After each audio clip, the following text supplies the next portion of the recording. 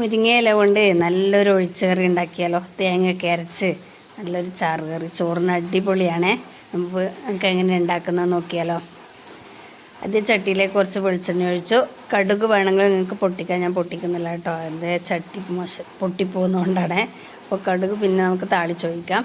ഇതിനകത്തേക്ക് ഒരു ചെറിയ കഷ്ണം ഇഞ്ചിയും ചെറിയൊരു കഷ്ണം സവാളയും 2 പച്ചമുളകും ചേർത്തിട്ട് ചെറുതായി ഒന്ന് വഴറ്റുന്നുണ്ട്.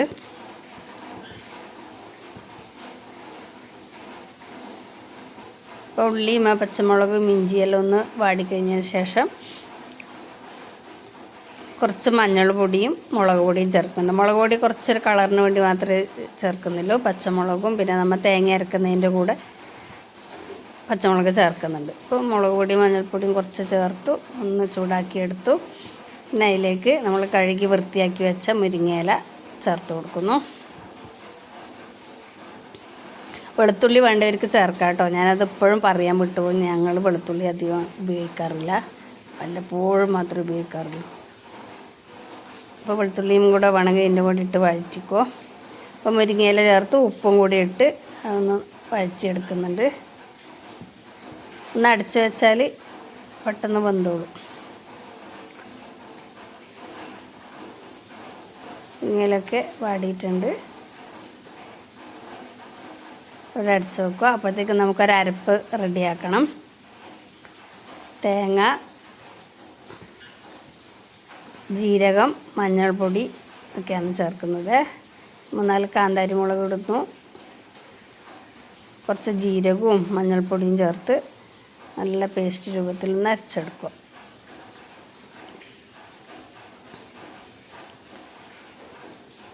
മുരിങ്ങയിലൊക്കെ കർക്കിടക മാസമായ മുരിങ്ങയില നമ്മൾ ഉപയോഗിക്കില്ലല്ലോ. അപ്പോൾ അതിന് മുന്നേ പറ്റാവുന്നത്ര കറികൾ ഉണ്ടാക്കി നോക്കാം. മഴക്കാലമായാലും ഉപയോഗിക്കാൻ പാടില്ല എന്ന് പറഞ്ഞേക്കാം. ഞങ്ങൾ കർക്കിടകത്തിൽ ഉപയോഗിക്കാണ്ടിരിക്കുള്ളൂ. അപ്പോൾ മുരിങ്ങയിലൊക്കെ വെന്ത് കഴിയുമ്പോൾ ഈ അരപ്പ് അതിനകത്തേക്ക് ചേർത്ത് കൊടുക്കുന്നു. അത്ര പാകത്തിനുള്ള കറിക്ക് ആവശ്യമുള്ള വെള്ളം കൂടി ഒഴിച്ച് കൊടുക്കുക.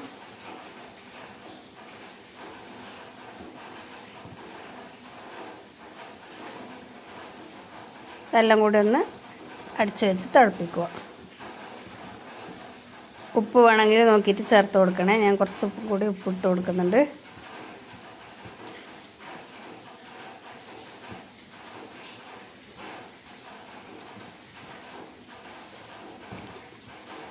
ഈ കറി ഒന്ന് തിളക്കട്ടെ. ആ തേങ്ങ ഒന്ന് തിളച്ചതിന് ശേഷം നമ്മൾ കുറച്ച് തൈര് ഒഴിച്ച് കൊടുക്കുന്നു.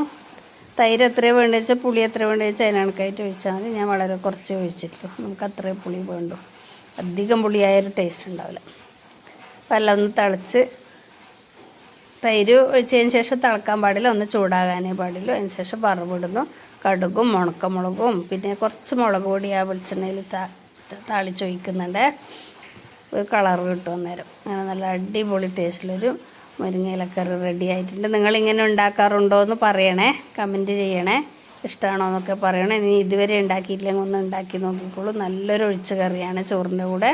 പിന്നെ ഹെൽത്തി ആണല്ലോ, മുരിങ്ങയിലയൊക്കെ നമ്മുടെ ഭക്ഷണത്തിൽ ഇടയ്ക്കിടയ്ക്ക് ഉൾപ്പെടുത്തുന്നത് വളരെ നല്ലതാണ്. അടിപൊളി കറിയാണ്. Thank you.